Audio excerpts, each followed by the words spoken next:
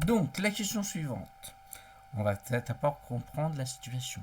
Alors, 1.63, on va en déduire la valeur de L qui permet d'obtenir l'air A maximal.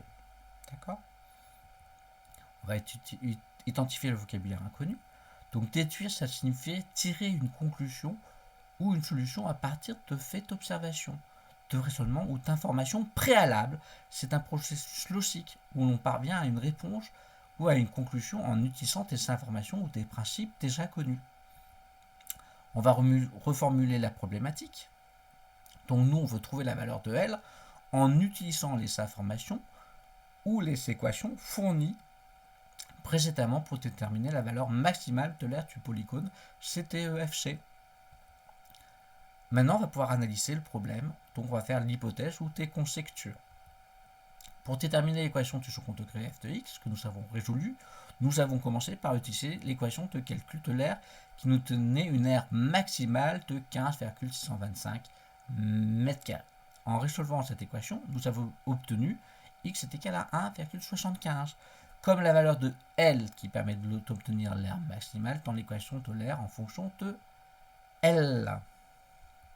Donc, on a fait A est égal à L au carré plus 3,5 plus 12. En substituant le L par le 1,75 dans l'équation de l'aire, nous avons effectivement trouvé une aire maximale de 15,625 m². On va se poser des questions. Quelles connaissances sont nécessaires? Quels outils peuvent être utilisés pour résoudre ce problème? La valeur de x, l'équation pour calculer l'aire maximale, ou puisse trouver ce dont j'ai besoin.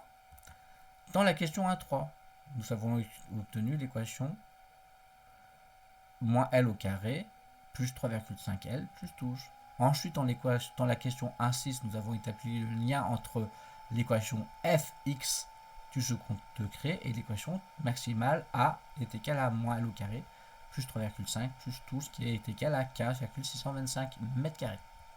Enfin, dans la question 1,6, nous avons résolu l'équation f de x pour trouver x qui est égal à 1,75.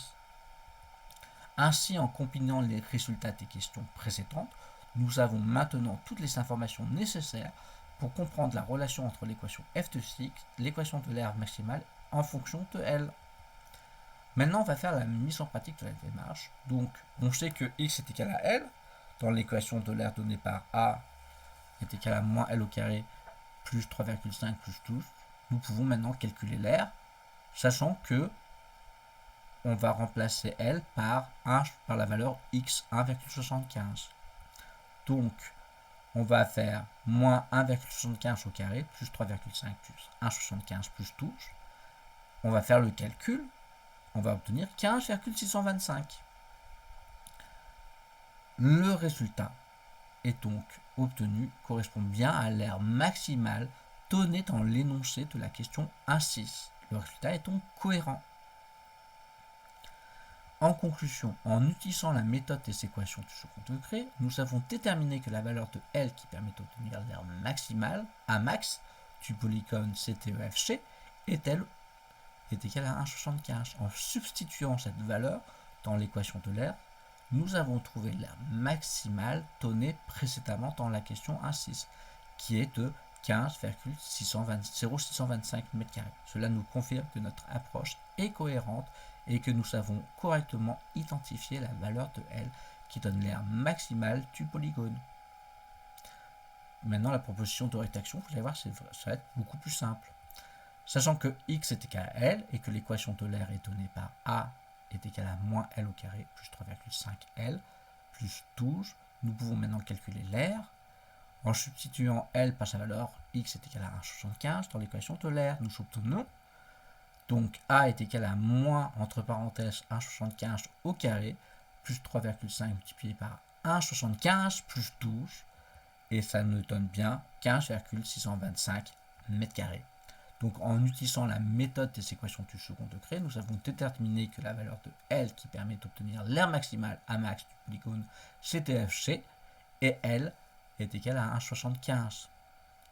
En substituant cette valeur dans l'équation de l'aire, nous avons trouvé l'aire maximale donnée précédemment dans la question 1.6, qui est de 15,625 m².